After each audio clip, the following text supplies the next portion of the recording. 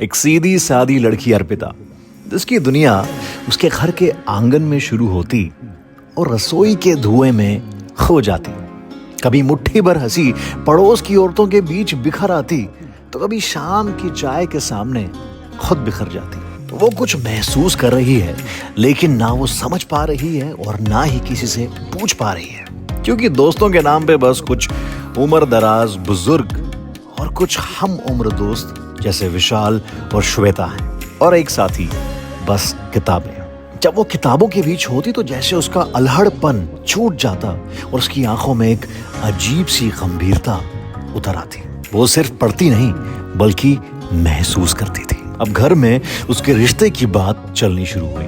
अर्पिता ने घर वालों को खूब समझाया कि उसके हाथ किसी और के हाथ में दे दिया जाएगा तो किताबें छूट जाएंगी, पर लड़की की आवाज गांव में मर्यादा से छोटी होती है। एक लड़का देखा गया, शादी तय हो गई और अर्पिता घर की इज्जत सोचकर चुप हो गई। शादी हुई भी और कुछ महीनों तक निभाई भी गई, लेकिन जिस रिश्ते की शुरुआत चुप्पी से हो, उसका अंत खामोशी में गुम हो जाना तय होता है। एक दिन अर्पिता बस गायब हो गई। कुछ लोगों ने ढूंढा, कुछ लोगों ने अफवाहें भी फैलाई कि किसी के साथ भाग गई होगी। बात उसके गांव तक पहुंची और विशाल तक भी। विशाल पूरी तरह से हिल गया, जैसे किसी ने 100 टन का भार उसकी छाती पर रख दिया। हालांकि विशाल का महज दोस्ती का रिश्ता था, लेकिन वो समझ नहीं पा रहा था कि ये बेचैनी क्यों है। एक दिन उससे रहा नहीं गया और वो निकल पड़ा अर्पिता की तलाश में। यहाँ वहां ढूंढने में दिन ढल गया और रात होने को थी। ऐसे में एक बुक स्टॉल पे रखी हुई एक किताब पे उसकी नजर पड़ी। मानो किताब ने उसे आवाज लगाई। वो पास गया और किताब उठाई। नाम था मुकम्मल इश्क, लेकिन उस पे किसी लेखक का नाम नहीं था तो बस एक कलम का नाम बाज़गश्त, और साथ में बना था एक टूटा हुआ चांद। उसने किताब के पन्ने पलटे, हर शब्द जैसे कोई पुराना खत हो जो उसके नाम लिखा गया था, लेकिन अब जाके मिला वो उन खतों में, यानी कि उस किताब में इतना खो गया कि उसे अर्पिता के खोने का इल्म ना रहा।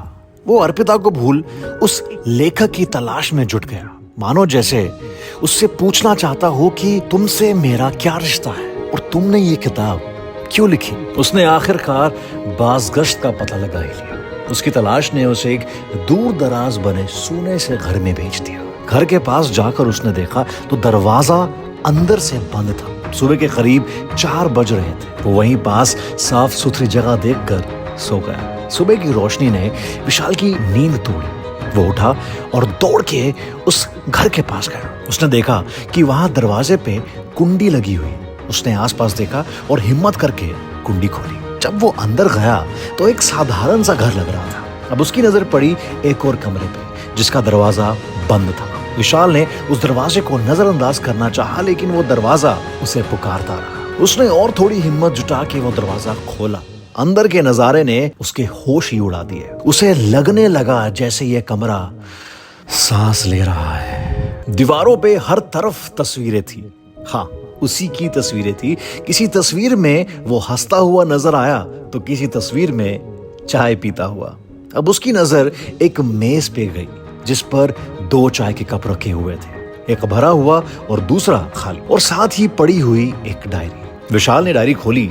लिखा था, तुमने कभी समझना नहीं चाहा तो मैं समझा कर क्या करती। किस मुंह से कहती कि मेरी शादी तो हो गई है, पर मेरी मोहब्बत अब भी तुम हमेशा दोस्ती की दुनिया में रहे और मैंने कब प्यार की दुनिया बसा ली पता ही नहीं चला। हकीकत में ना सही, पर मेरे ख्वाबों में कुछ इस कदर बसे हो कि हर पल मेरे साथ रहते हो। विशाल बहुत देर चुप बैठा रहा। उसने पहली बार जाना कि किसी ने उसे इस हद तक चाहा था, बिना कुछ मांगे, बिना कुछ कहे। वो उठा और उसने चाय के कप को उठाया। खुद से फुसफुसाया, काश मैं थोड़ा सा समझदार होता। अर्पिता लौटी। उसने देखा कि कमरे का दरवाजा खुला था। वो घबरा गई। जब वो अंदर आई तो देखा चाय के दोनों कप खाली हैं। तभी पीछे से आवाज आती है, नाम बदल दिया पर मोहब्बत नहीं। अर्पिता घबरा कर पीछे मुड़ी तो विशाल आगे बोला, कहते हैं ख्वाब खुली आंखों से नहीं देखे जाते, लेकिन तुम तो मेरे रूबरू, जिसे दीवारों पर लगाकर अपने हर पल में अपनी रूह में उतार लिया, उसे आज सामने से भी जी भर के देख लो। आगे दोनों में से कोई नहीं बोलता, बोलती हैं तो बस दोनों की आंखें, वो सब कुछ जो कभी शब्द ना बन सके।